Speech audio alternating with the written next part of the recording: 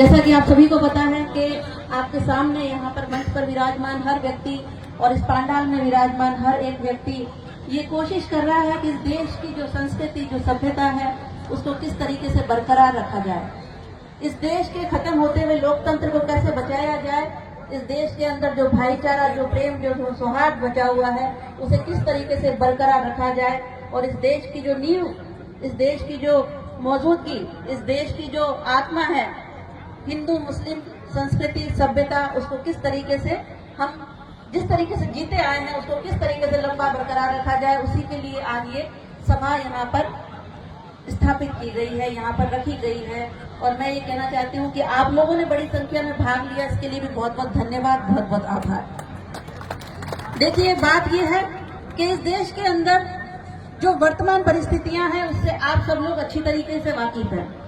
आप सभी लोगों को पता है कि इस देश के अंदर किस तरीके से धर्म और जाति के नाम पर 2013 से लूट पड़ी हुई है और उस लूट के अंदर सिर्फ मात्र मस्जिद नहीं, उसके अंदर राम को भी लूट लिया गया है। उस राम को लूट लिया गया है जिस राम के नाम पर ये लोग यहाँ पर वोट लेकर आए थे, और धर्म की, आस्था की और श्रद्धा की जो लूट मचाई है उसके अंदर मंदिर, मस्जिद इनके लिए कोई मायने नहीं रखते हैं, ना किसी व्यक्ति की श्रद्धा इनके लिए मायने रखती है। इनका उद्देश्य है कि इस देश को किस तरीके से नष्ट कर दिया जाए। हम बार बार उदाहरण देखते हैं, कभी हम कहते हैं कि मुगल आए थे, कभी हम कहते हैं अंग्रेज आए थे, कभी हम कहते हैं कि डच आए थे, लेकिन मैं ये कहती हूँ कि उनने तो इंसानियत से लूटा होगा, लेकिन यहाँ पर जो अब की बार ये सरकारें लूट रही है, ये इंसान नहीं, अंदर से आत्माओं से लूट रही है, आदमी को मारने का काम कर रही है। मैं आपसे सिर्फ ये निवेदन करना चाहती हूँ कि इतने लंबे समय से हम जब देख रहे हैं कि गरीबी बढ़ रही है, बेरोजगारी बढ़ रही है, युवा रोजगार मांगते मांगते थक गए हैं, लेकिन मेरे भाई ये बैठे हुए हैं अभिषेक चौधरी, इतना लंबा संघर्ष करने के बाद में आज तक भी ये सरकार इनके सवालों का जवाब देने को तैयार नहीं है कि इनकी डिमांड क्या है। हर व्यक्ति राजनीति नहीं करना चाहता है, व्यक्ति ये चाहता है कि इस देश में स्वतंत्र रूप से सांस ले, इस देश का लोकतंत्र जिंदा रहे, इस देश के अंदर जो अंधविश्वास, जो पाखंड फैलाकर लोगों को भ्रमित किया जा रहा है, सीबीआई, सीआईडी, इनका जो डर दिखा जा रहा है, उस डर को हटाकर हम स्वतंत्र रूप से जैसे पहले जी रहे थे, इस भाईचारे के साथ में हम वापस जी सके। हमारे सामने एक नया मुद्दा आकर खड़ा नहीं हुआ है, ये मुद्दा बहुत पुराना है।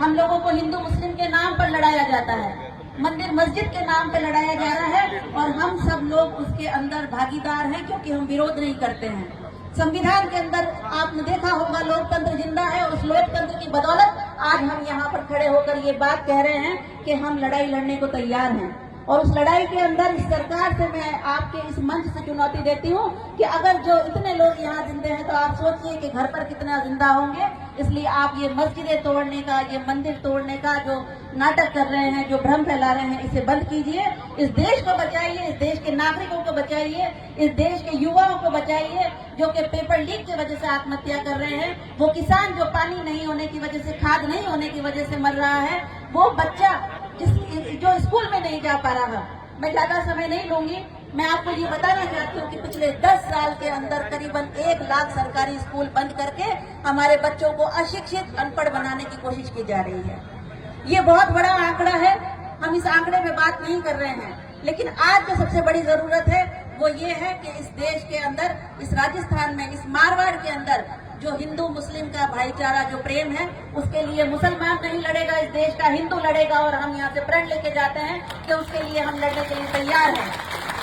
आप चाहे कितना भी प्रयास करें इस बंटवारे को बंटवारा करने की, लेकिन ये बंटवारा नहीं होगा। और इन सरकारों से, इसके नुमाइंदों से और इसके अंदर जो बैठे हुए लोग हैं, इस मंच से मैं एक महिला होने के नाते